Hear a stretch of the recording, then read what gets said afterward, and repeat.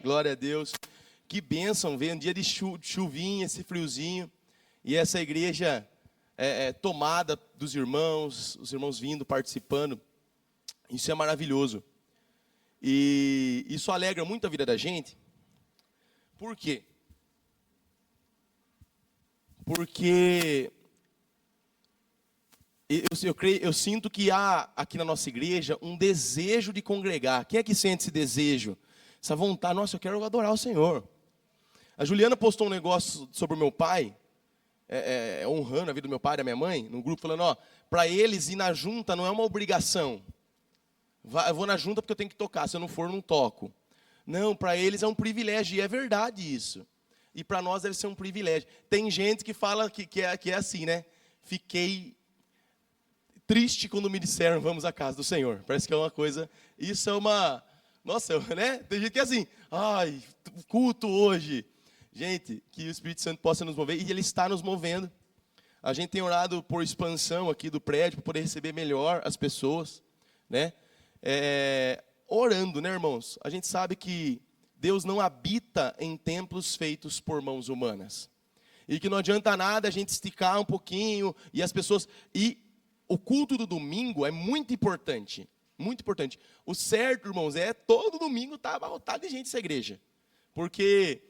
Não sei se vocês sabem, mas nós temos um fenômeno aqui na nossa igreja. Assim, todo culto eu faço... Eu não sei se o pessoal tem também isso aí, mas eu tenho na minha cabeça quem faltou da igreja. Eu sei fazer uma lista. A Wanda sabe. Eu sei que a pessoa faltou.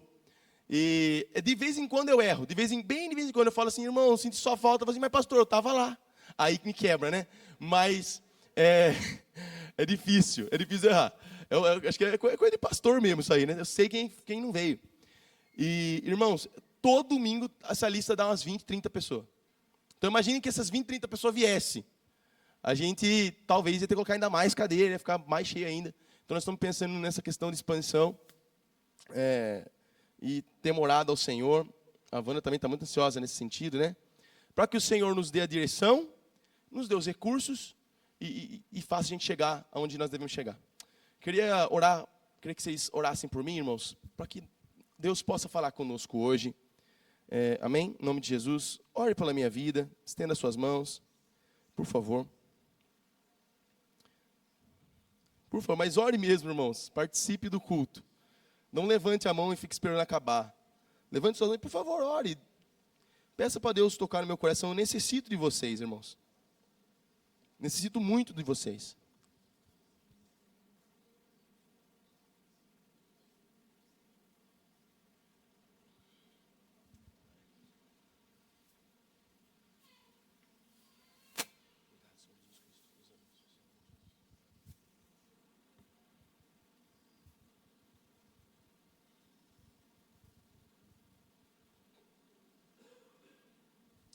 Obrigado, Jesus. Muito obrigado.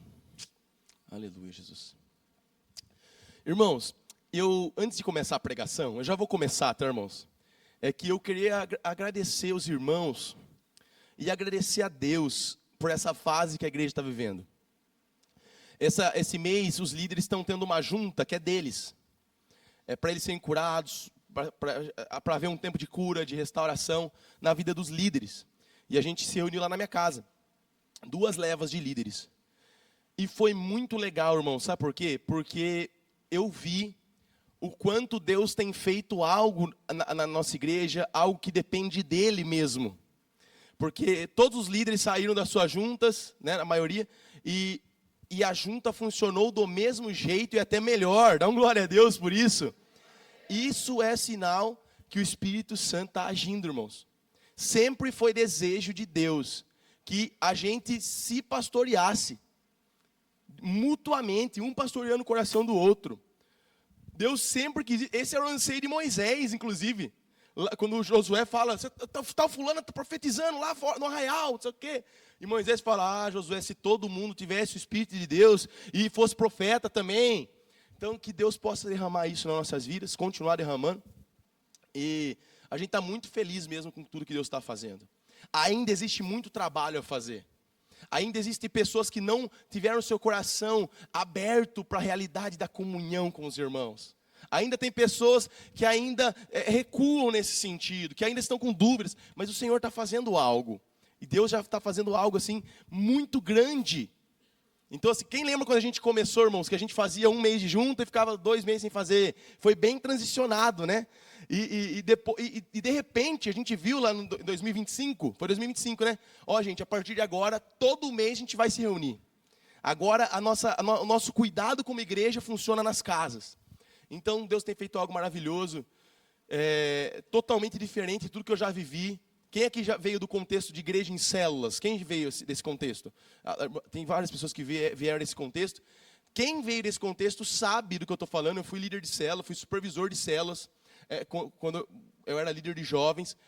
Quem veio desse contexto sabe que o que a gente vive na junta não é nem de perto o que é a célula. É totalmente diferente. Então Deus tem feito algo específico, por isso que eu não creio na ideia de ficar imitando modelos. Porque cada comunidade, o Espírito Santo tem algo que ele vai moldando e fazendo da forma que ele acha que é melhor. Então eu quero agradecer vocês, irmãos. Continuem. Continuem perseverando.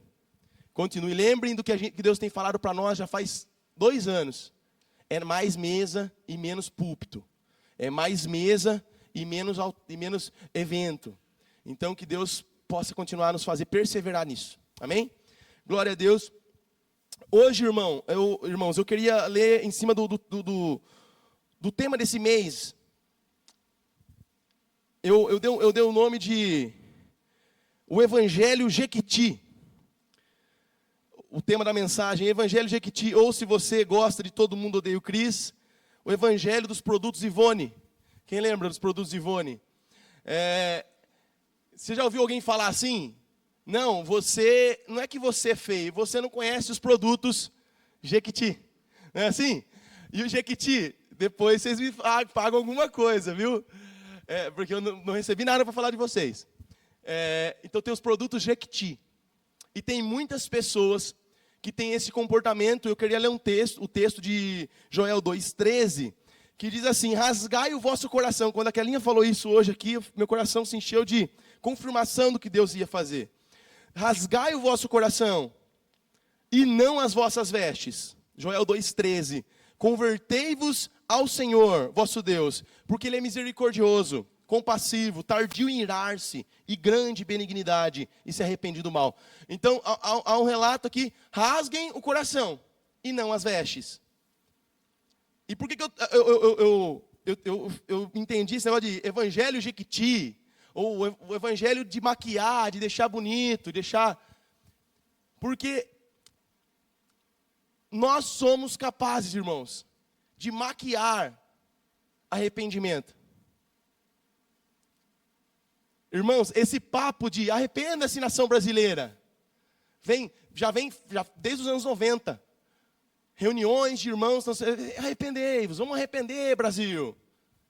E aí, essa pessoa começa com essa pegada de arrependimento. Quando ela vê que está ganhando uma proporção grande, o disco, o álbum que ela está gravando, músicos que começaram piedosamente, eles se vendem para um sistema e mudam o discurso. E aí não é mais arrependa-se, Brasil. Aí é outra toada. Então é muito fácil nós fingirmos arrependimento. É muito fácil rasgar a veste. Mas é difícil rasgar o coração. E aí eu queria mostrar um videozinho. Não precisa de som, tá? Esses vídeos, irmãos, acho que as mulheres vão gostar. Mas mostra um pouco da realidade das pessoas que maqueiam arrependimento. Vamos ver, vamos dar uma olhada? Tá aí um videozinho. Se puder apagar as luzes daqui, só da frente. Pode apagar. Ô, Pedrão, apaga aí. Clica aí nos botões. Isso. Glória a Deus. É só os segundos que eu falei, hein, Pedro? Não é os 12 minutos de vídeo, tá? Pelo amor de Deus. Glória a Deus.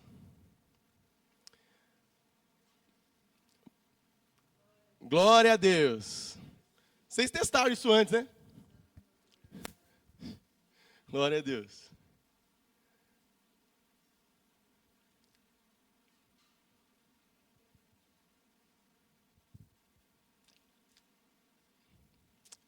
Vai orando, irmãos, que vai dar certo. Não tem nada a ver com oração, né? Tá certo aí, Pedro, não?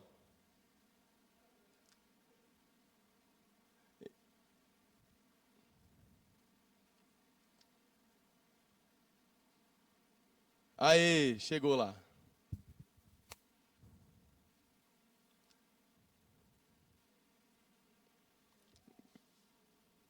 Esse vídeo, irmãos. Tudo isso para vocês verem esse vídeo. Vamos lá.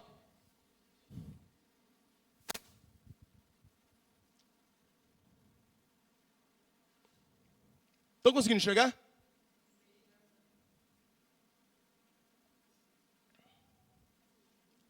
Ela bebe uma aguinha ainda, né, irmãos? Que bênção. Tá na velocidade que eu falei? Tá muito devagar isso aí. Eu queria que fosse mais rápido. Isso, 2 vezes.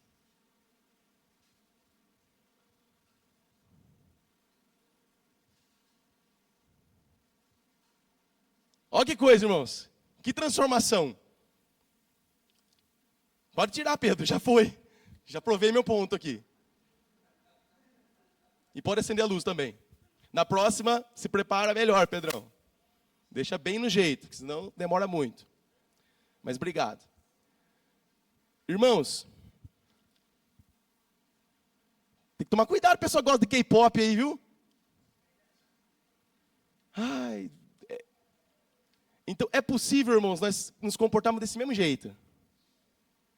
Por dentro. E Jesus falou sobre isso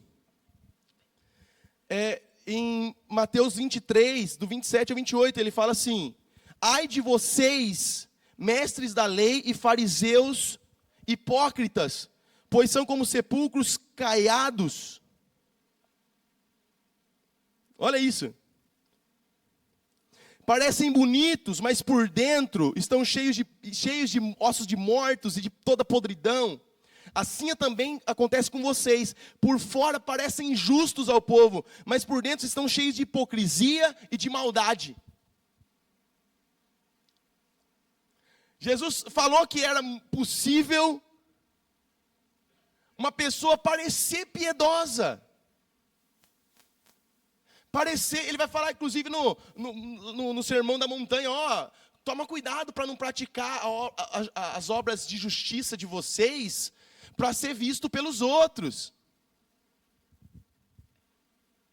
Toma cuidado ao ofertar para os outros, querendo que os outros vejam, que se o objetivo de vocês é ser visto, vocês já receberam a recompensa que vocês queriam, dos homens. E com a rede social, isso se tornou ainda mais potencializado, porque as pessoas não querem só ser de Deus, elas querem mostrar que são.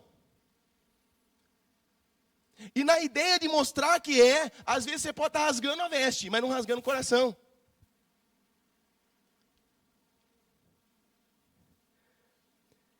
E da onde que vem, a gente falou de maquiagem, né, dos produtos de Jequiti.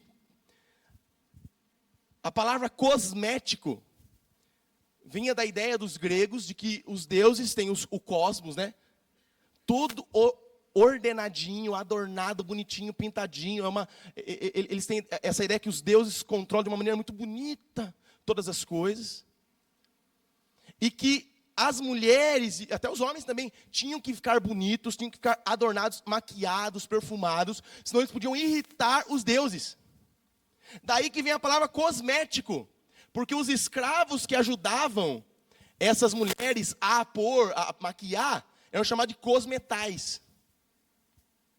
Eram os que ficavam lá ajudando a pessoa a ficar bonita, porque senão ela ia desagradar os deuses, senão ela ia trazer um mau presságio, ia trazer uma energia negativa.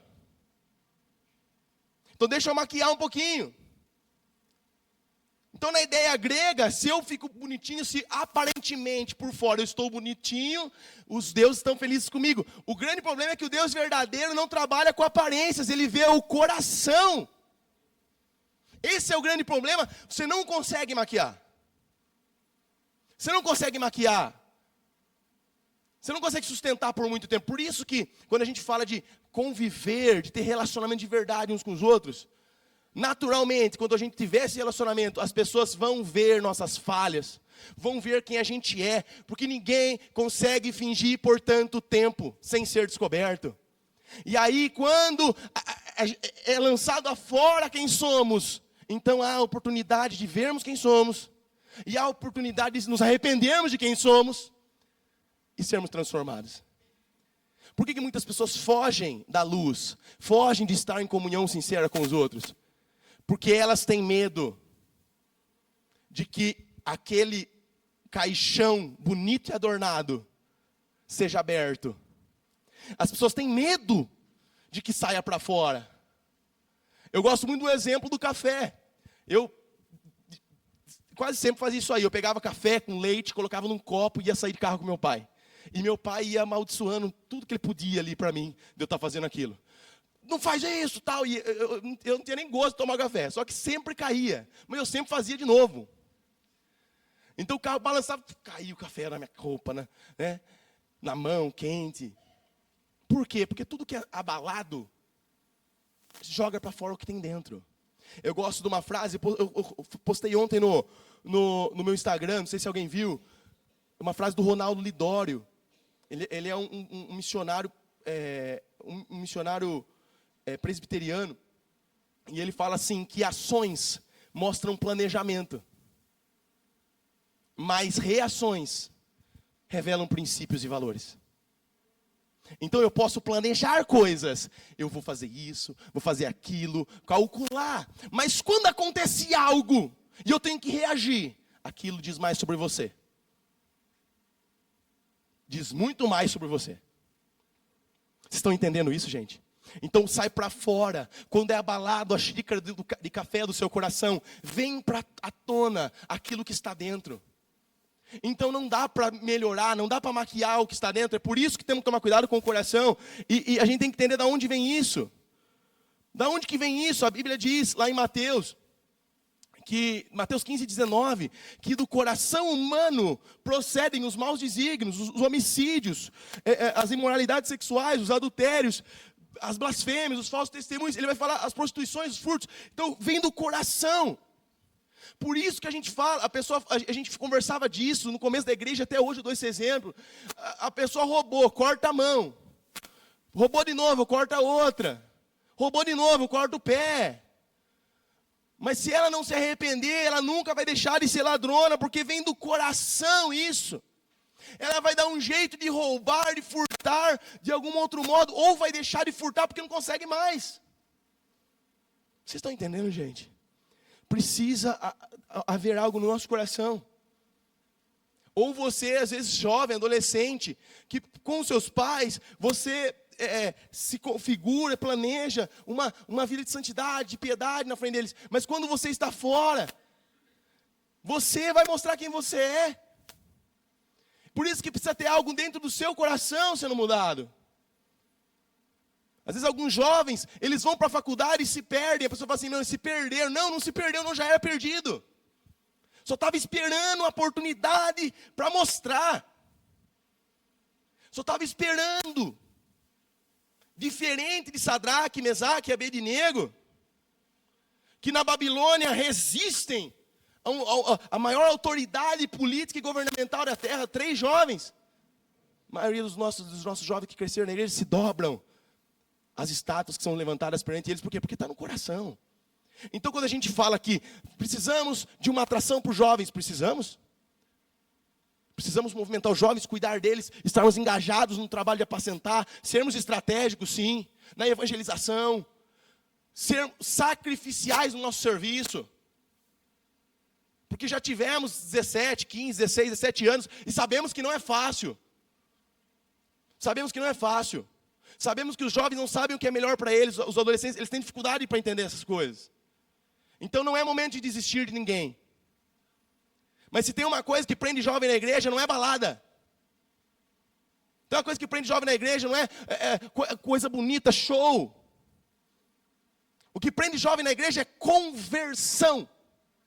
Se um jovem converteu a Cristo de verdade, ele acha um máximo estar numa junta com as senhorinhas falando de Jesus. Para ele aquilo ali é o máximo. Se ele não conheceu Jesus, você pode pôr balada. Você pode pôr festa, não sei o quê. E não tem nada contra a gente fazer uma festa temática. A gente é feliz, né? A gente tem que celebrar mesmo. Somos um povo de festa. Existiam festas lá em Israel, então a gente tem que celebrar também. Mas isso não é a causa para que as pessoas permaneçam. Se a gente usa artifícios carnais para que as pessoas permaneçam na igreja, vamos ter que continuar usando artifícios carnais para prendê-las. É por isso que quando eu desafio pastores neopentecostais, falo assim, ó, 1 ano sem campanha, vamos lá? Você vai ficar 1 ano sem fazer campanha na sua igreja. Vamos ver se a qualidade dos cristãos que você tem aí. Nenhum aceita, sabe por quê? Porque eles sabem que o que mantém essas pessoas lá são as campanhas. E aqui eu não estou falando o mérito, que a campanha é algo errado ou não. Mas para mim não é algo errado em si, se torna errado por causa do nosso coração pecador. Por isso que nenhum deles entra. Não, por quê? Porque eles sabem que se eles pararem de movimentar a máquina, as pessoas param de vir, porque elas não estão lá por causa de Jesus. Elas estão lá por causa da programação que é feita para alimentar o ego e o coração pecador dela. E aí acontece o que dizem em Jeremias, capítulo 6 e capítulo 8, vai repetir a mesma coisa. Ele diz, lá em Jeremias 8:11, se eu não me engano é isso, 8:11.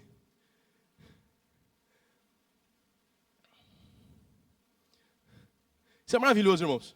Você está comigo aqui? Tenha paciência comigo, eu estou aprendendo a lidar com a tecnologia. Isso aqui é difícil para mim, tá bom? Curam a ferida da filha do meu povo levianamente. Ou na NVI, superficialmente. Maqueia. Tem pecado, tem ferida, tem coisa ruim. Mas cura superficialmente.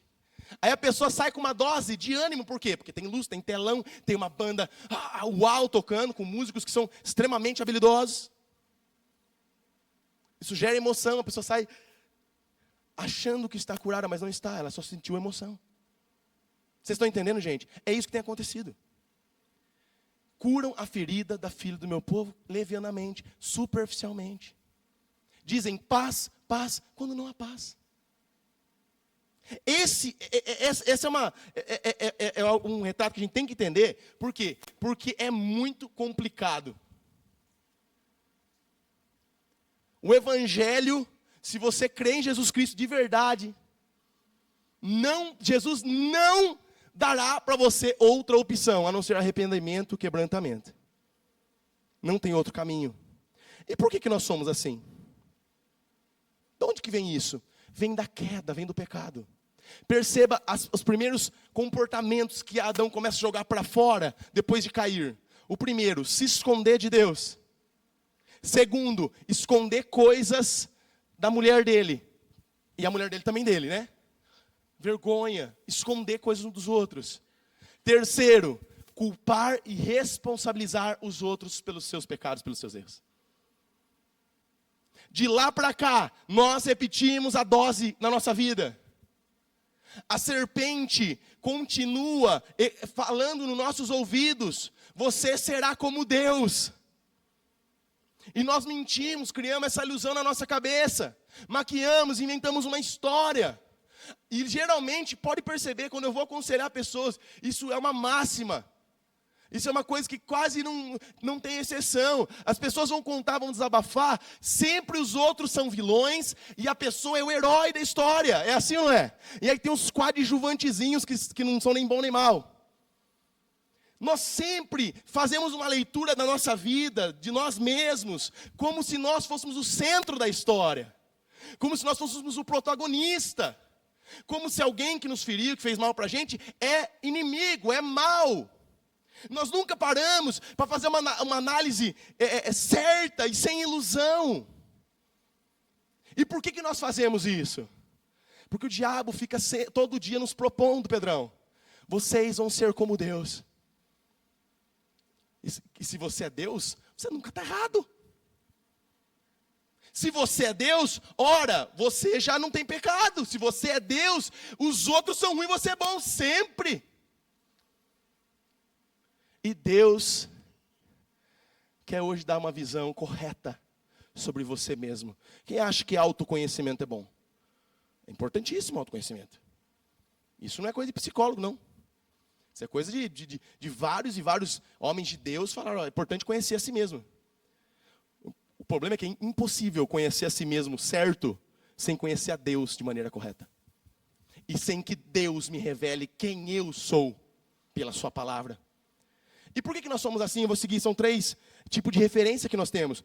A primeira é autorreferência ou autorreferência. O que é autorreferência? É aquilo que as pessoas querem que eu seja. Por exemplo, a rede social influencia a gente a ser algo que eles querem que nós sejamos. Sim ou não? A falarmos de determinado jeito que eles determinam que é aquilo que tem que falar naquele momento. Esses dias eu vi uns adolescentezinhos assim, eu falei, cara, tô ficando velho. Eles estavam assim, eu estava assim, pensando. Aí acho que um adolescente falou para mim assim, o pastor tá farmando aura. Eu falei assim, farmando aura?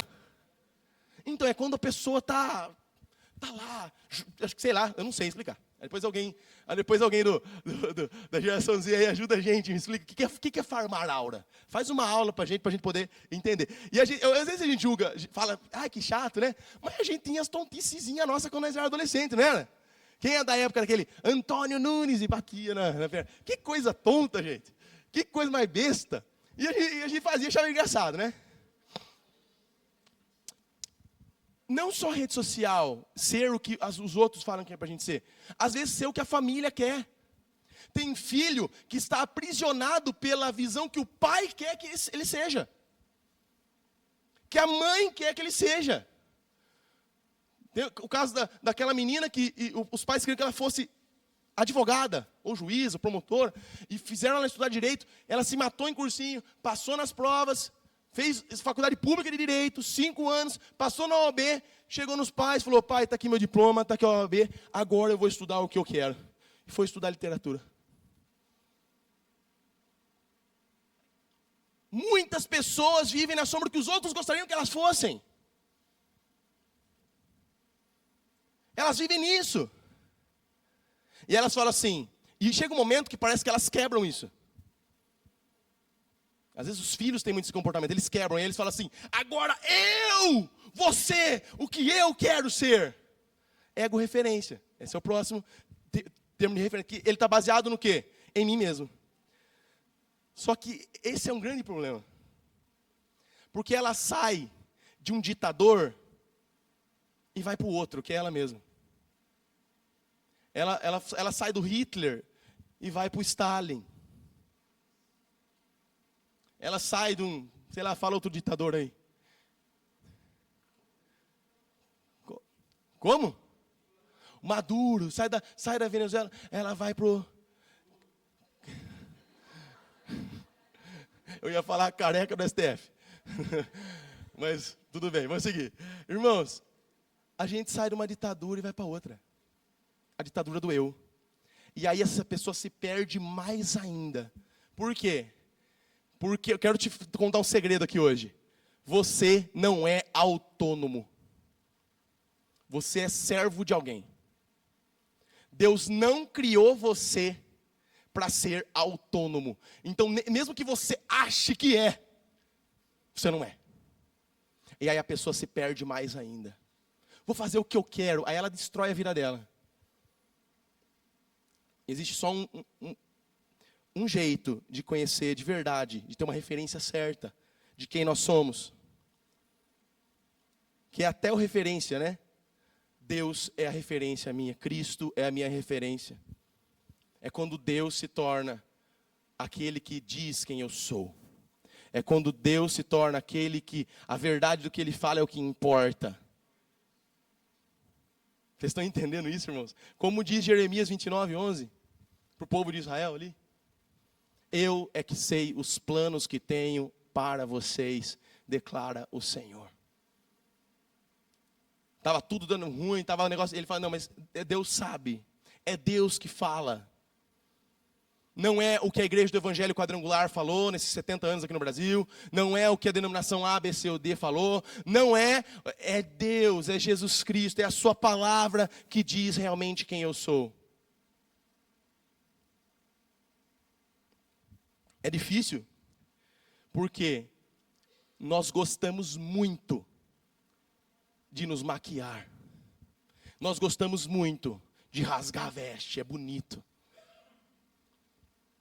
Isso nos traz certo prazer. O pecado lá de Adão, que nós herdamos, ele nos faz capazes de termos atitudes religiosas, de chorar, de tal, mas somente o ato redentório de Jesus Cristo para a nossa vida, que realmente entra no nosso coração e faz nós rasgarmos o nosso coração em vez das nossas vestes. Só Deus pode pegar esse coração e transformar num coração de carne. É impossível que haja um verdadeiro arrependimento de coração sem uma ação do Espírito Santo, nos dando um novo coração, um coração de carne, tirando o coração de pedra. Talvez você criou uma historinha na sua cabeça, e eu gostaria de apresentar a história para você, de alguém que também criou uma história na cabeça, uma ilusão. E Jesus fará questão de sentar você na mesa e te dizer a verdade. De acabar com essa máscara, de acabar com essa fantasia.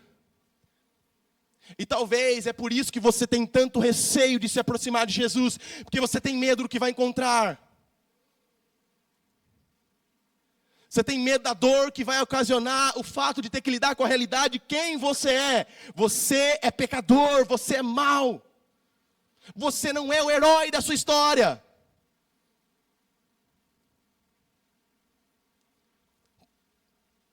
Pedro sentou na mesa com Jesus. E qual que era a história que tinha na cabeça de Pedro? Vou ser aquele que vai livrar Jesus da morte. Ele tentou lá no Getsemane, né? Cortou a orelha do... Vou ser aquele que vai seguir Jesus até o final. Vou morrer com ele se preciso for. E vou me tornar o maior discípulo de todos os tempos. O melhor que Jesus já teve. Essa era a história que Pedro contou para ele. E Jesus fez questão de não alimentar essa mentira. Dizer, Pedro, você vai ir comigo na cruz? Não, você não se conhece, Pedro. E hoje Jesus está falando para vocês aqui hoje, vocês não se conhecem. Vocês não se conhecem bem. Se vocês estão sempre esperando o melhor de vocês, eu sempre sou capaz de tomar a melhor atitude. Vocês não se conhecem. Eu vou ser um herói do cristianismo. Vou ter morrido junto com Jesus. E Jesus fala, não, você não vai.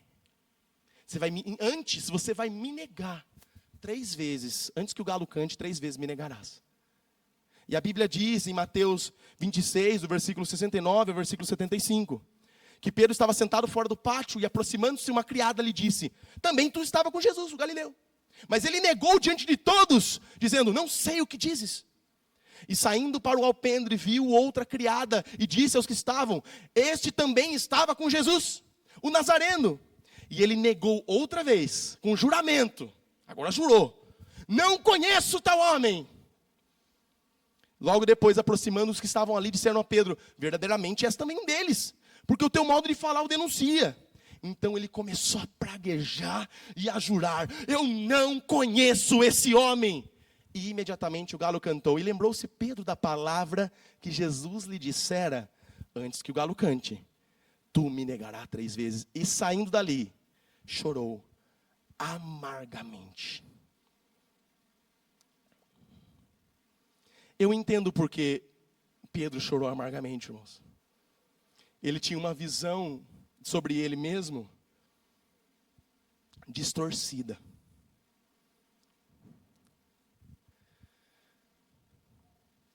Essa ideia que Pedro tinha, que seria um herói, não passava de uma ilusão. Essa ideia que nós temos, que nós somos as pessoas que se não tiver nós está ruim, que nós somos as pessoas mais injustiçadas do mundo,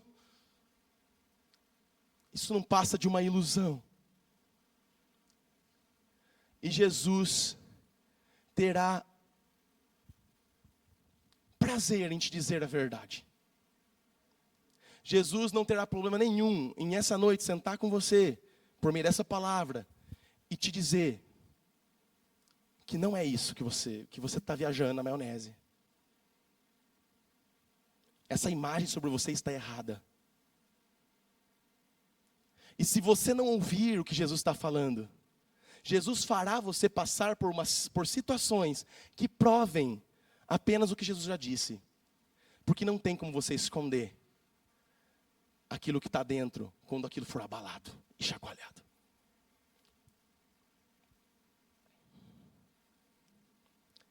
Ou essa ilusão acaba com arrependimento em simplesmente ouvir o que Jesus está falando e reconhecer. E tirar as más e talvez você vai precisar chorar amargamente. Como Pedro. E quando eu estava lendo esse texto, eu lembrei daquelas noivas que se maqueiam, inclusive, Gabriel e a Thalita, se casaram, parabéns, amém? Glória a Deus. E a noiva chora, e o que acontece com a maquiagem? Fica toda feia, né? Toda esquisita. Eu lembrei disso. Porque ao chorar amargamente de um choro que não vem de fora, de rasgar a veste, mas vem de dentro. Esse choro tira a maquiagem que nós tanto colocamos para disfarçar as imperfeições, o pecado, as mentiras, as hipocrisias que existem dentro de nós. Jesus não ratifica a nossa autoimagem, escute isso. Ele não assina embaixo, não. Nem a opinião que temos de nós mesmos, nem a opinião que gostaríamos que os outros tivessem de nós. Não há um único encontro nos evangelhos em que Jesus deixe a pessoa como ela estava.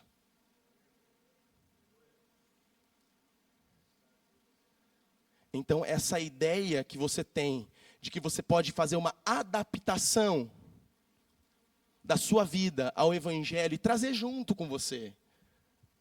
Essa ideia que você tem, que você pode negociar com Jesus. Como os líderes políticos sentam e negociam acordos de paz. Olha, me dá essa terra que eu paro de atacar você. Como a moça lá do call center liga para negociar uma dívida. Essa ideia que você pode fazer isso, ela é uma ideia falsa, é uma ilusão. Ela é uma ilusão. E o encontro com Jesus. A Bíblia diz em outros evangelhos que Jesus olhou para ele diretamente, depois que ele nega na terceira vez.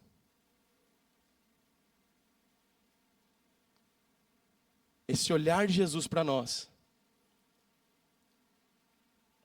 não é um olhar de condenação. Eu acredito que seja um olhar de compaixão. Porque nós somos inclinados a fingir. Nós somos inclinados a não reconhecer. Nós somos inclinados a dar desculpas. Nós somos inclinados a criar a ideia de que nós somos supermans, super-heróis.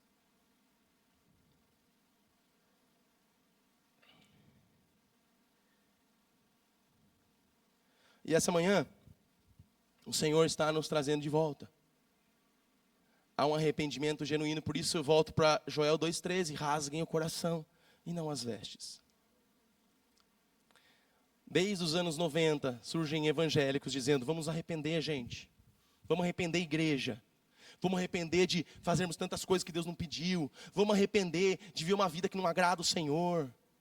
Vamos arrepender dessa ideia falsa que nós temos, de que podemos viver uma vida egoísta para nós mesmos, eu e minha casa, eu e Deus, não quero saber de ninguém, e não contribuo com a vida de ninguém, cada um na sua. Vamos arrepender de verdade. Porque, irmãos, senão nós vamos pregar isso aqui agora em maio, arrependimento, quebrantamento, avivamento.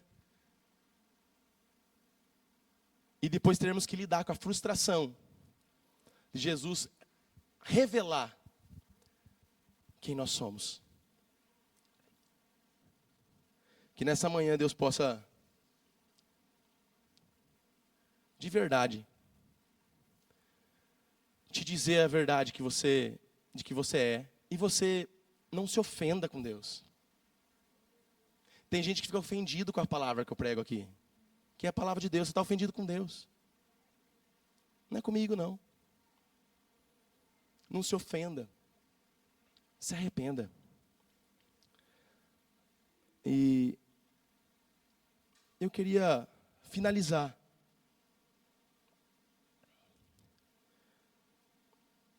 dizendo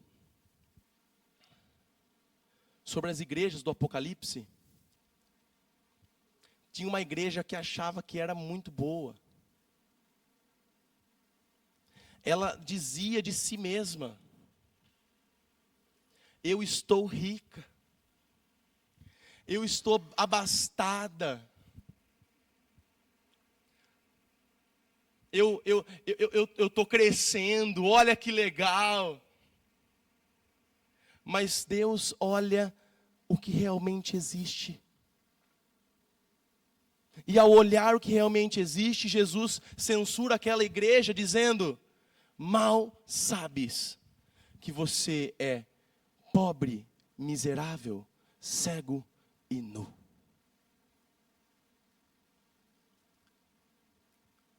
Talvez hoje eu ouvi Jesus dizendo quem a gente é.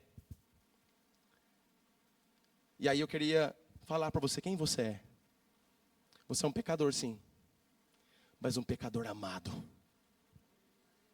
Você é pecador, sim.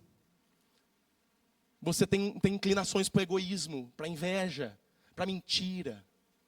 Mas você foi regenerado por Ele. E todos os dias Ele olha para você com amor e te leva a um caminho contínuo de arrependimento e santificação. Ele não vai desistir de você. Ele não vai desistir de você.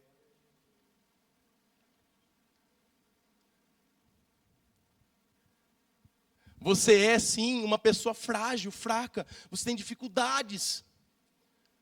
Tem dias que para você é noite. Mas até nesses dias sombrios, você também é amado por Ele. E a promessa dEle para você é uma promessa superior à promessa que Ele fez para os israelitas na Torá. Que é a promessa de que eu estarei com vocês todos os dias até a consumação dos séculos. Esse é você. Você é aquele que tem dificuldade para amar sua esposa. Você é aquele que tem dificuldade para ser carinhoso às vezes. Você é aquele que tem dificuldade para fazer o que tem que ser feito. Mas você ainda continua amado por esse Deus. E você tem um Deus que te fortalece, apesar das fraquezas, para que você possa crescer nessas coisas. Você é mulher, sim, complicada. Você é, sim, mulher, brigona às vezes, não é? Chata. Com isso estou falando de vocês, tá, irmãos? Da minha esposa, não. Ela não. É vocês da igreja. Irmãs, às vezes seu marido tem vontade de ir embora para um sítio, ficar sozinho lá do que ficar perto de você. Mas ainda assim você é amada por Deus. E o Espírito Santo está na sua vida te transformando a ser uma mulher mais doce, mais amável, mais leve.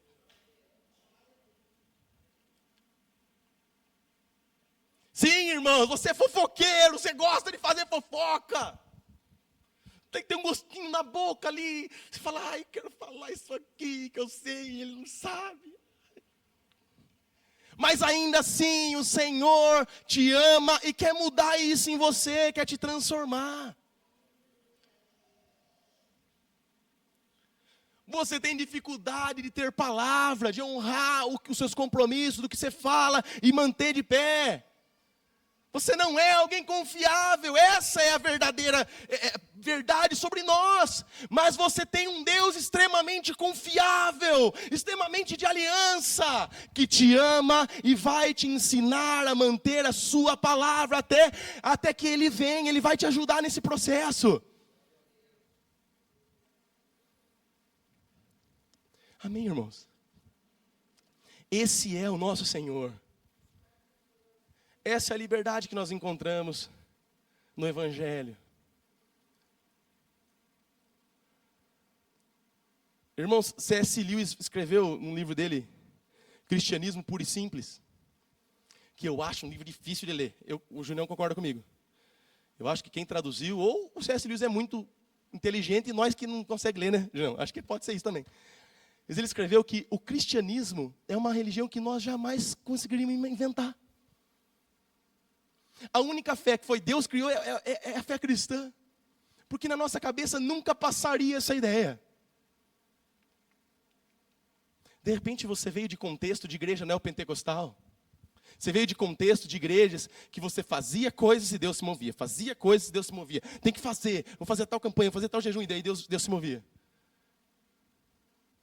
Como eu também vim. E aí a gente fala assim, não, eu não quero mais isso para a minha vida. Só que ainda no nosso coração ainda tem esse sentimento. E aí nós ficamos sempre sentindo fracassado. Porque nós nunca vamos atender às expectativas da lei. Quanto ao homem interior, eu tenho prazer na lei de Deus, mas a minha carne milita uma guerra que eu não consigo saber. Eu tenho prazer nessa lei, só que eu não consigo fazer.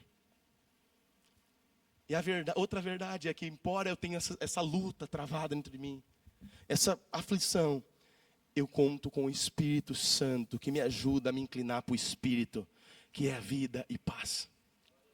Irmãos,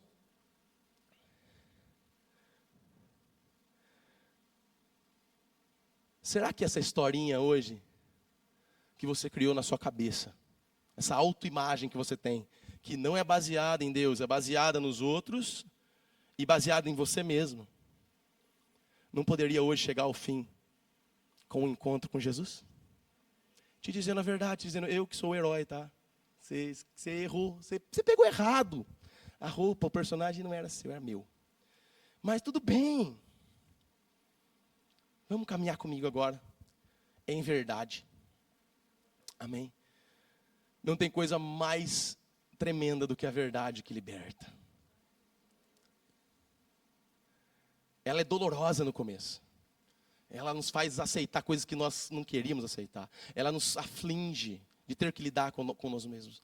Mas depois ela liberta. E é muito bom ser livre, irmãos. É muito bom ser livre. Vamos orar?